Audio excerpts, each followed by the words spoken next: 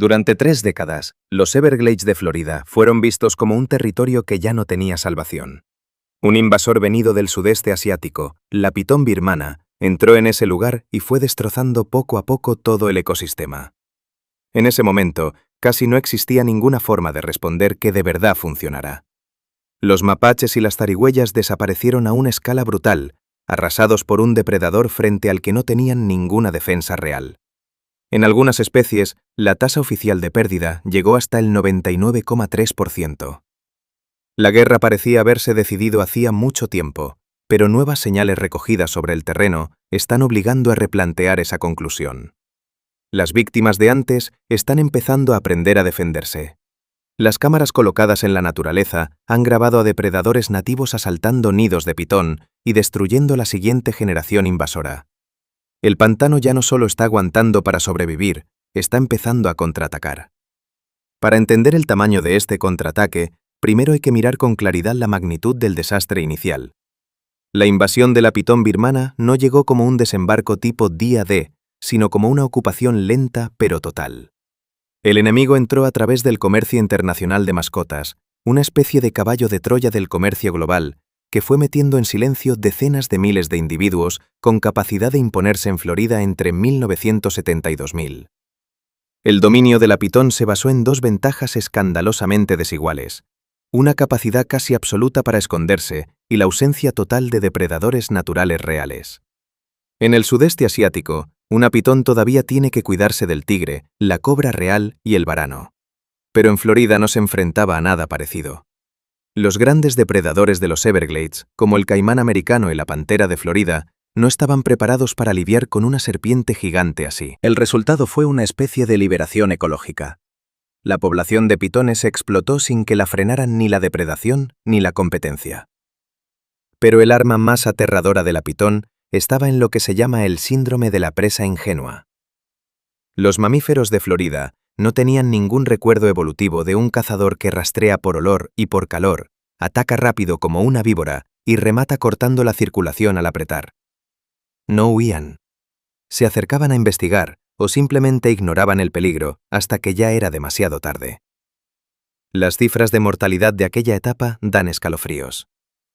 El informe de 2012 del investigador Michael Dorcas parece una autopsia de los Everglades. Al comparar la frecuencia con la que se veían animales antes y después de la expansión de la pitón, quedó claro que la comunidad de mamíferos depredadores medianos casi colapsó por completo. La población de mapaches cayó un 99,3% y la de zarigüeyas un 98,9%. Los conejos de pantano y los zorros desaparecieron de grandes zonas del parque. Lo que quedó fue un paisaje mudo y vacío tras el avance del invasor. No fue una simple reducción, fue una liquidación biológica. La pitón birmana funcionaba como una especie de depósito de nutrientes, absorbiendo la biomasa de los Everglades y encerrándola dentro de cuerpos enormes y ocultos que ningún animal nativo podía volver a consumir. Las rutas de transporte de energía del ecosistema quedaron cortadas.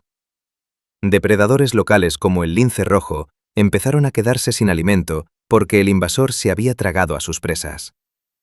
Los esfuerzos humanos por contraatacar resultaron en su mayoría inútiles. El problema central era que la gente casi no podía encontrar a la mayoría de las pitones que existían en libertad. Los estudios calculaban que los cazadores detectaban menos del 1% de las pitones presentes en una zona determinada. Cada vez que eliminaban una, quedaban cientos más reproduciéndose. Con la capacidad de poner entre 50 y 100 huevos por puesta, la pitón tenía una capacidad logística y reproductiva muy superior. Para 2012, la guerra parecía perdida por completo. La pitón se había convertido en la dueña indiscutible del pantano. La idea dominante entonces era que los mamíferos nativos se mantenían lejos de ella, viéndola como una amenaza terrible.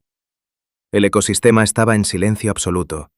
La resistencia de la fauna local se consideraba inexistente. Luego, las señales de seguimiento de los dispositivos de rastreo empezaron a contar una historia muy distinta. El giro no comenzó con un arma nueva, sino con una estrategia nueva. Cuando los investigadores entendieron que registrar a mano millones de acres de pantano no servía de nada, cambiaron de táctica. decidieron usar al propio enemigo para cazar al enemigo. Capturaron pitones macho, les colocaron transmisores y las soltaron de nuevo. Tal como esperaban los biólogos, esos traidores los guiaron hasta las hembras durante la temporada de apareamiento. Pero en 2021, un grupo liderado por la investigadora Andrea Currilio fue todavía más lejos. Ya no querían solo encontrar pitones, también querían entender dónde vivían. El objetivo era localizar nidos y destruir los huevos antes de que nacieran, es decir, golpear directamente la línea de abastecimiento del enemigo. Y fue justo entonces cuando descubrieron algo extraño. En junio de 2021, una señal de seguimiento llevó al equipo a un nido de pitón escondido en lo profundo de Big Cypress National Preserve. Allí encontraron una hembra enorme de 14 pies de largo y 120 libras de peso, enroscada alrededor del nido. Instalaron cámaras para observarla. Durante varios días no pasó nada. La pitón permanecía quieta, vibrando el cuerpo para mantener calientes los huevos y vigilándolos de cerca. Pero en la tarde del 1 de junio, la madre dejó el nido. Tenía que hacerlo. Incluso una pitón necesita beber agua y tomar el sol para seguir viva. Ese fue el momento de debilidad. A las 5:12 de la tarde, la cámara se activó. Hubo un movimiento en una esquina del encuadre. Entró un lince rojo macho. Hasta entonces, muchos expertos daban por hecho que los animales nativos estaban demasiado asustados o demasiado desconcertados por el tamaño y el olor extraño de esas serpientes gigantes como para acercarse. Pero la cámara no mentía. El lince se acercó, olfateó el nido y destruyó los huevos. Eso no fue un golpe de suerte. El lince actuó con muchísimo cuidado. Olfateó alrededor para asegurarse de que la pitón madre no estuviera justo detrás. Tomó una decisión deliberada. Eliminó a los depredadores del futuro antes de que siquiera vieran la luz del día. Los científicos llaman a eso flexibilidad conductual, pero dicho de manera simple, eso es aprender. El lince había resuelto el problema. Durante 3 décadas, la pitón se había apoyado en la ingenuidad de los animales locales para dominar. Pero aquella noche demostró que la fauna nativa de los Everglades ya estaba lista para responder. Eso marcaba el final de la época en que la pitón lo tenía todo fácil. Los animales nativos ya no estaban condenados solamente a morir. Empezaban a ver a los invasores como un recurso. Más tarde, el vídeo fue verificado y publicado, convirtiendo una historia que parecía increíble en una realidad científica. El cambio era real. El análisis del encuentro mostró que aquello no fue una comida casual, fue un ataque calculado. Cuando los investigadores descompusieron toda la secuencia, identificaron 3 acciones concretas que revelaban una velocidad de adaptación impresionante en la fauna nativa. Primero, el lince fue extremadamente cauteloso. El informe deja claro que, al encontrar el nido, no se lanzó enseguida, sino que dedicó tiempo a revisar el perímetro. Analizó las huellas del olor para determinar exactamente cuán lejos estaba la madre. Eso muestra un nivel de sofisticación notable en la forma de manejar la situación. Segundo, tuvo que descubrir cómo romper la cáscara. Los huevos de pitón no son como los de gallina. Son grandes y tienen una cubierta correosa, casi como cuero. El lince tuvo que aprender una manera nueva de morder para atravesarla y llegar al interior. Se enfrentó a un problema totalmente nuevo y lo resolvió casi al instante. Tercero, y quizá lo más peligroso para la pitón, fue que escondió parte del botín. El documento confirma que el lince sacó varios huevos del nido y los ocultó en unos arbustos cercanos. En el momento en que guardó esos huevos para después, dejó de ver la invasión como una amenaza y empezó a verla como un buffet libre. Estaba guardando embriones enemigos para comidas futuras, y el nivel del conflicto siguió subiendo. Cuando la pitón hembra de 120 libras regresó al nido, encontró allí todavía a un lince de unas 20 libras. En otro tiempo, seguramente ese felino habría huido para salvar la vida, pero esta vez no. Los datos confirman que hubo un enfrentamiento directo. La pitón atacó, el lince esquivó y respondió. El depredador nativo decidió que la recompensa era lo bastante grande como para arriesgarse a enfrentarse a un monstruo que pesaba 6 veces más que él. Entonces, ¿cómo ocurrió esto? ¿Cómo aprendió un gato salvaje de Florida a cazar un reptil gigantesco del otro lado del planeta? No fue instinto puro, fue prueba y error. Empujados por el hambre, algunos individuos más atrevidos debieron de acercarse al olor extraño. Y una vez que lograron romper el primer huevo, ya no hubo vuelta atrás. Superaron el miedo a lo desconocido y reclasificaron a la pitón, que pasó de ser un monstruo aterrador a convertirse en cena. Pongamos lado a lado la realidad de antes y la de ahora. Antes de 2021, el olor de la pitón hacía que los animales huyeran. Hoy, ese mismo olor los hace acercarse para investigar. El lince pasó de víctima pasiva a saboteador activo, golpeando el punto más débil de la población de pitones: los nidos. Y la evidencia no se limita a una sola cámara afortunada. Este contraataque quedó confirmado por datos sólidos y por pruebas de campo recogidas en distintos puntos de los Everglades. El primer informe sobre el asalto a un nido de pitón fue revisado por pares y publicado en la revista Ecology and Evolution, convirtiendo lo que sonaba a cuento exagerado en una verdad aceptada. Pero la resistencia no se quedó solo en el robo de huevos. La guerra subió a un nivel de violencia directa. Otra investigación en el bosque estatal de Picayune Strand descubrió algo todavía más llamativo. Los depredadores nativos ahora también están matando pitones adultas. Los biólogos encontraron el cadáver de una pitón de 52 libras decapitada y enterrada bajo agujas de pino. Aquello no era el trabajo de un carroñero limpiando restos, era la escena de una ejecución. Para identificar al responsable, los investigadores colocaron cámaras sobre el cuerpo enterrado. Las imágenes mostraron a un lince rojo de 25 libras regresando para comer del cadáver. Hagamos una cuenta simple. Un felino nativo de 25 libras abatió a un invasor que pesaba más del doble que él. Eso confirma que el lince está peleando muy por encima de su categoría de peso, usando su agilidad para superar a un reptil lento que depende de la emboscada. Y el lince no está solo. Otros depredadores nativos de los Everglades también han aprendido que la pitón puede ser derrotada, y eso está aumentando la presión sobre el invasor. Los estudios con seguimiento por radio en crías de pitón muestran tasas de mortalidad muy altas en las etapas tempranas. Cuando los investigadores siguieron las señales perdidas, no encontraron cadáveres de pitón en el suelo. En cambio, encontraron vivas a serpientes boca de algodón de Florida. Las radiografías mostraron que los transmisores de las pitones estaban dentro del estómago de esas serpientes venenosas nativas. Eso es importantísimo. Las bocas de algodón están comiéndose a las pitones antes de que crezcan hasta volverse intocables. A estas alturas, la evidencia ya no deja lugar a dudas.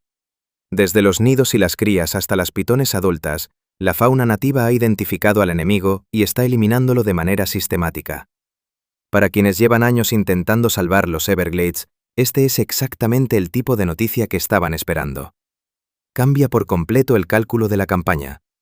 Mandar equipos de caza al pantano es caro, peligroso y agotador. Y como muestran los datos, los humanos pasan al lado de casi todas las pitones sin darse cuenta.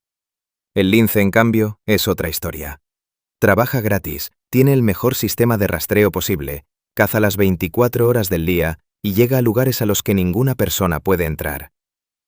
En estrategia militar, a eso se le llama multiplicador de fuerza. Un cazador puede tardar un mes entero en rastrear una pitón. Un solo lince puede eliminar una puesta entera de decenas de huevos en menos de una hora. Eso significa que al año siguiente, el ecosistema tendrá una camada invasora gigante menos con la que lidiar.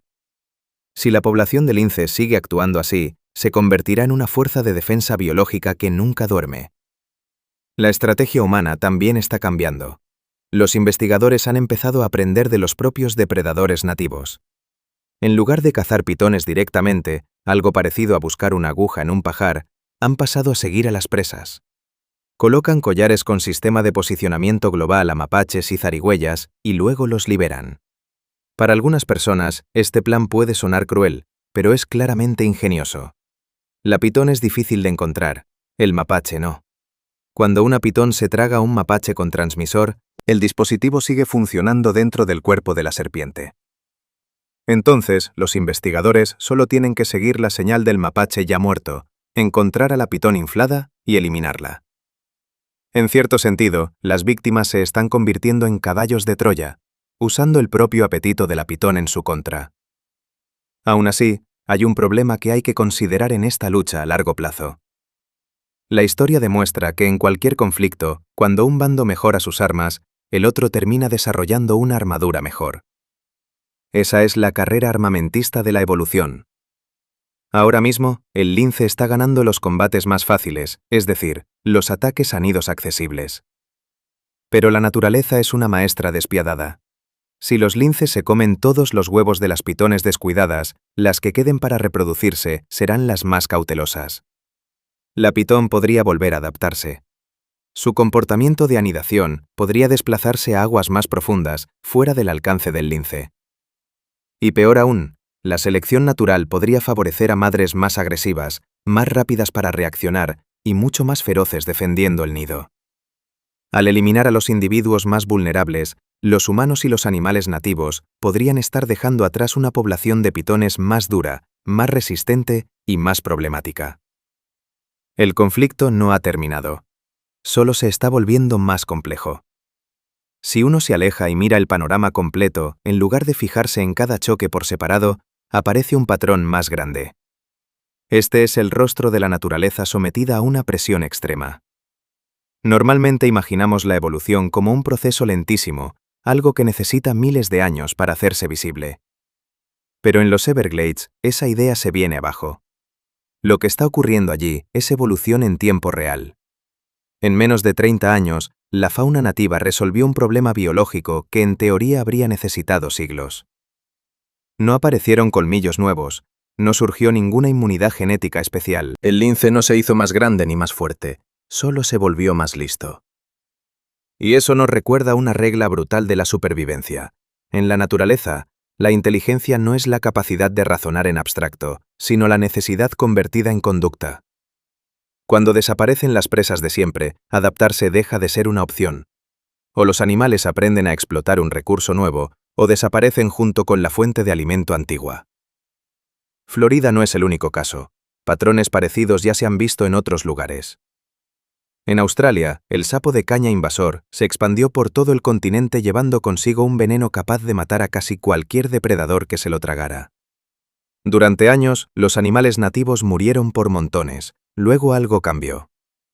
Los cuervos locales aprendieron a voltear al sapo y a comerse solo las partes internas que no contenían toxinas. El peligro seguía allí, pero ya no era invencible. Comparemos eso con Guam. Cuando llegó la serpiente arbórea marrón invasora, las aves nativas no lograron adaptarse a tiempo. Nunca aprendieron a reaccionar. El resultado fue una extinción casi total. La diferencia está en el tipo de animales que sobreviven. En Florida, los mamíferos que resistieron eran generalistas. Los mapaches y los linces no dependen de una sola fuente de alimento. Son flexibles, curiosos y oportunistas. Esa curiosidad, que antes era solo un rasgo, bajo la presión de la invasión se convirtió en un arma. El miedo a lo desconocido dejó paso a la experimentación, y la experimentación terminó convirtiéndose en el camino para sobrevivir. Aún así, hay que mirar el resultado con realismo. Incluso si esta resistencia sigue creciendo, los Everglades no van a volver al estado que tenían antes de 1990. Ese ecosistema ya se perdió. Lo que está surgiendo en su lugar es otra versión. Los Everglades del futuro ya no serán vírgenes, serán más resistentes. Será un sistema en el que pitones asiáticas y depredadores americanos coexistirán en un equilibrio tenso e inestable. Los viejos Everglades murieron. Lo que está despertando ahora es un mundo más duro, más adaptado y también mucho menos indulgente. La guerra por recuperar los Everglades todavía está lejos de terminar, pero el panorama ya cambió. La pitón sigue teniendo ventaja en número, pero ha perdido su mayor activo, la sensación de ser intocable. Los habitantes nativos de este pantano ya no son solo víctimas, están respondiendo. Y eso lleva a la gran pregunta: ¿será capaz la fauna nativa de aprender lo bastante rápido como para hacer retroceder a la pitón y frenar esta invasión? ¿O la pitón volverá a encontrar otra forma de adaptarse y aplastar este regreso antes de que crezca lo suficiente? Mira la evidencia que ya existe. ¿Apostarías por la velocidad reproductiva del reptil o por la velocidad de aprendizaje de los animales nativos de los Everglades?